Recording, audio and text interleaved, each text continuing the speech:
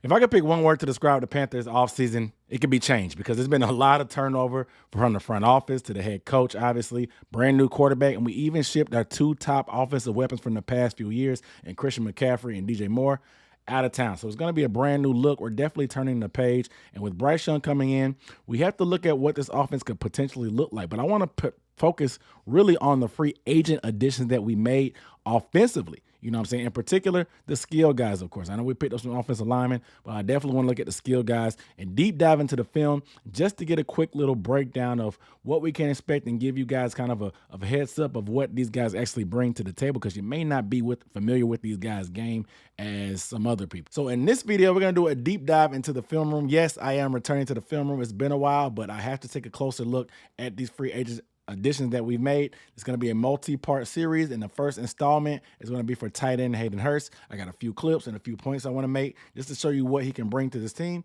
because I'm super excited, not just because he's a Gamecock, but I think his skill set is something that we haven't had in Carolina in a good long time. So I'm excited about what's to come. But before we get into that, my name is Aaron Duncan, here with Unnecessary Bluntness Sports Talk, bringing you recap and analysis of the NFL, in particular, the Carolina Panthers, of course. So if you want to see more videos about the team, like these film breakdowns that I do, I go live pretty frequently. I'm on a regular and I do videos up to date and stuff like that and analysis. Make sure you are subscribed down below and hit the bell icon. That bell icon is going to make sure you get a notification whenever I go live, right? So make sure you hit that subscribe button down below. But also be sure to watch this video in its entirety. I have a very special announcement that I think you'll love.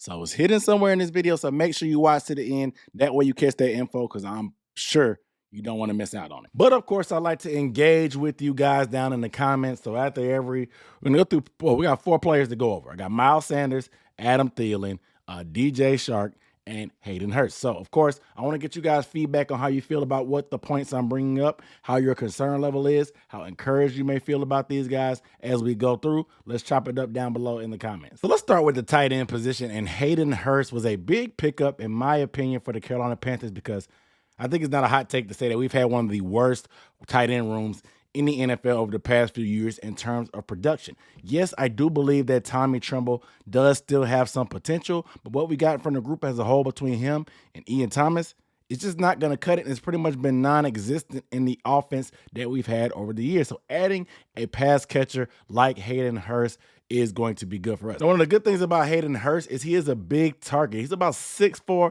6'5" or so, and has a great catch radius. However, when it comes to what he does in the passing game, he is great at contested catches. He had a total of 8 contested catches on a contested catch percentage of 61.5%, which is 7th in the league among tight ends, which is great. Meaning that if somebody's draped up on him, he's good at using his body. He's good at extending and catching away from his body and being able to make catches in traffic, even with defenders draped upon him, whether on his left, the right, on his back, whether he's going up to get it. He's good at making these catches in traffic, which is great when you have a quarterback like Bryce Young, who can be accurate, but also is a little bit smaller, so he needs a dependable wide receiver down the middle, a target down the middle that can catch even in that high traffic space. Another thing about Hayden Hurst is he's very dependable. He had a very low drop rate last year with only 3%.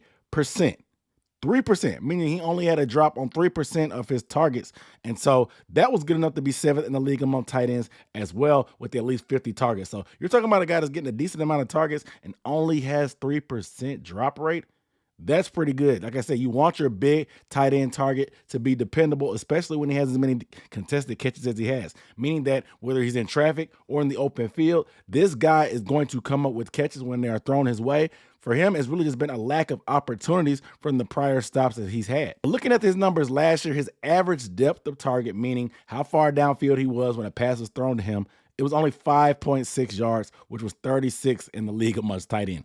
Very low. But when you look at the numbers a little bit deeper, the Bengals did not have a great offensive line in terms of protection. So Joe Burrow is very notorious for getting the ball out of his hands quick. When you get the ball out of your hands quick, your receivers and targets don't have as much room to run down the field because they don't have much time to run down the field. So they ran Hayden Hurst on a lot of shorter routes to be that safety blanket for Joe Burrow. So I like what he can do there, but I still think there's a lot of meat left on the bones with getting him to run down the field because he's very athletic and he can run a lot. However, he is not the best at separating. He's athletic, he's good, and me being a Gamecock fan, what he did in college, I just knew he was going to be the next Travis Kelce. It hasn't really worked out that way because he's just not a great when in terms of route running on the outside and getting separation from defenders. But however, you can offset that by being able to catch passes in traffic when guys are on you. Like I said, if you're not going to create separation and get open, at least be able to catch passes when you're not open, when they're all over you. So there's a give and take with Hayden Hurst. So I really like that. I want to go into the film room and watch a little bit of clips on Hayden Hurst and just to break down how I feel about him and demonstrate some of the things that I'm talking about. So let's take a look at Hayden Hurst right here. And I talked about him being able to run a little bit shorter routes. His average depth of target is not that short because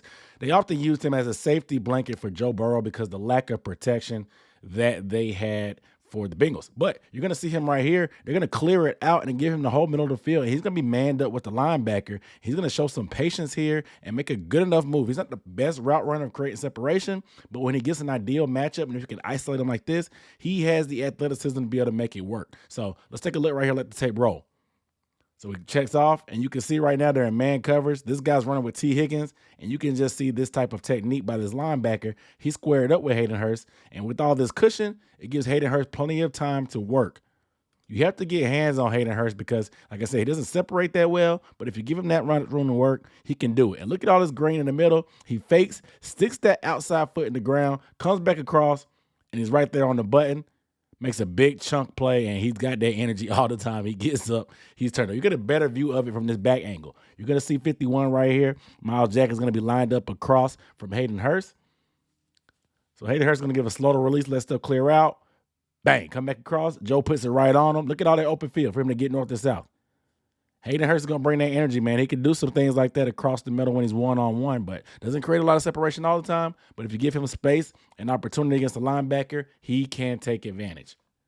All right, next up, Hurst is going to be lined up as a single wide receiver at the top of the screen. Like I said, you can align him in different positions. He can line up across the field. This time, he's actually going to be one-on-one pressed up with a corner. And like I said, he doesn't create a ton of separation, but when he has an ideal matchup, when he's singled up like this against a smaller defender, this is Marcus Peters, who's a pretty small corner, and he's not used to playing man coverage like that. He's better at off coverage. When you get something like this, Joe Burrow is smart enough to take advantage and pick his better matchup because he can out physical some guys. Like I said, he doesn't need to separate a lot, but he can still come up with catches. So let it run right here. It's going to be a third down right here. He comes off the line with a simple read. Doesn't have a ton of separation, but Joe Burrow throws it back shoulder. Look, that's not a lot of separation. I told you, he doesn't create a lot of separation, but he's good at contested catches. Gets it back shoulder away from his body, enough to move the chains on 2nd and 5. What a catch by Hayden Hurst. Let's watch it one more time from the top. Doesn't create us a lot of separation, but he has that frame, and Joe knows it immediately. Joe processes this quick and gets it out right away. Back shoulder. Look at that extension. Marcus Peters is just way too small to be able to get inside that frame of Hayden Hurst. Hurst catches it away from his body. Like I say, it's very dependable hands. Secures it. Moves those chains, man. And he's turned up about it too, man. Hayden Hurst is going to bring that energy. May not get a lot of separation, but he can make catches. He's very, very dependable.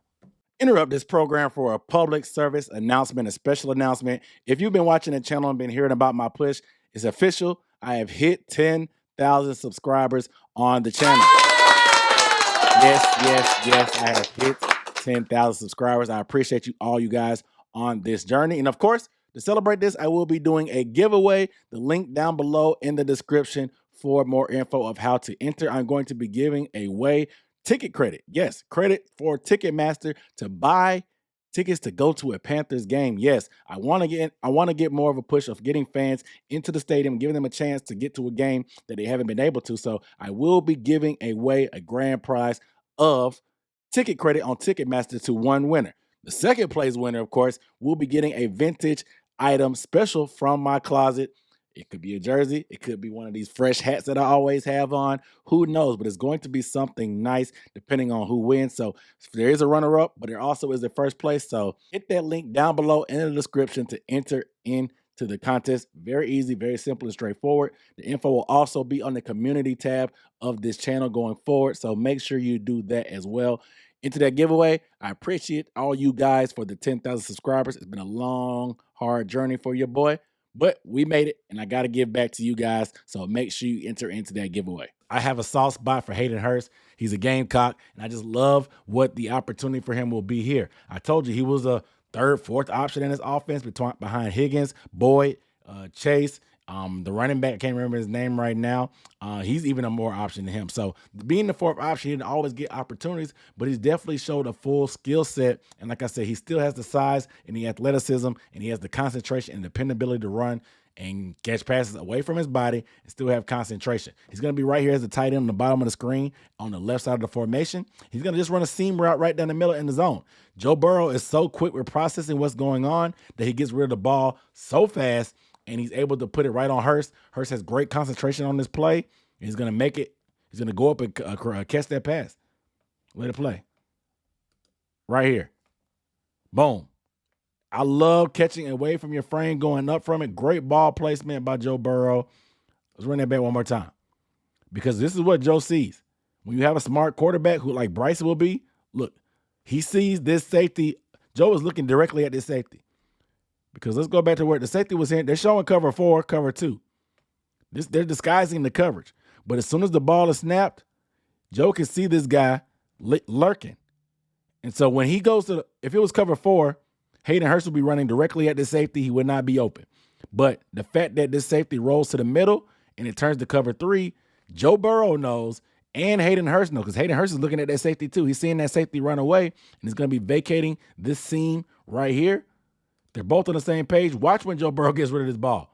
As soon as he hits that back foot, Hayden Hurst's head is already around as well, because he knows that he's wide open and Joe's coming with it fast. He throws it.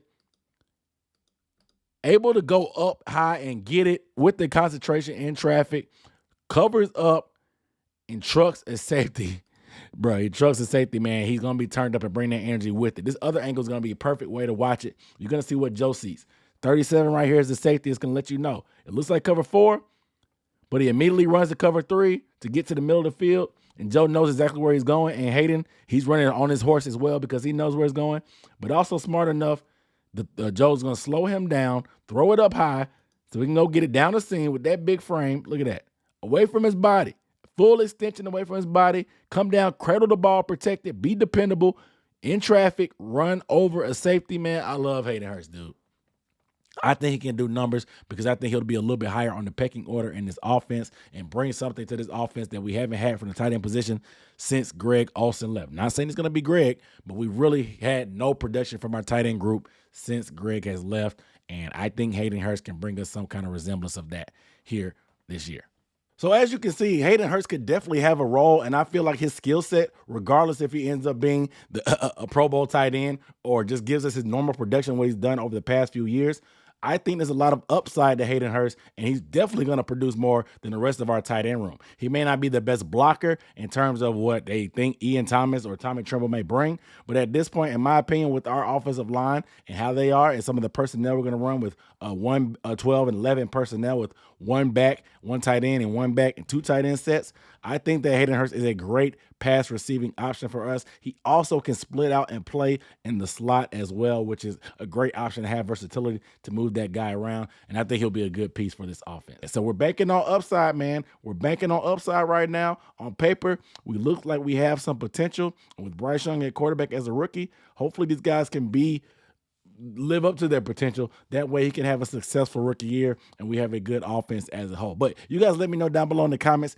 how you feel about this offensive group and the free agent weapons that we added as a whole. And do you think it's going to be good enough to make some noise? We've only averaged 20 points per game last season. Do you think we can improve on that? Let me know how you feel down below in the comments, because I think that we just need a more complementary offense. We don't have to be world beaters right away. We can get up to 24, 25 points per game and be more efficient in the red zone, give our defense a little bit more wiggle room, and play, like I said, complementary football to give them a lead instead of short fields, quick 3-and-out possessions, and not being able to score much points. I think that'll make our defense that much better. But I want to get you guys' thoughts down below. But it's been a long video, but I appreciate you guys sticking around. Make sure you hit the subscribe button down below. I'm Aaron Duncan signing off with the Necessary Bluntness Sports Talk. I'll see you next time. Peace.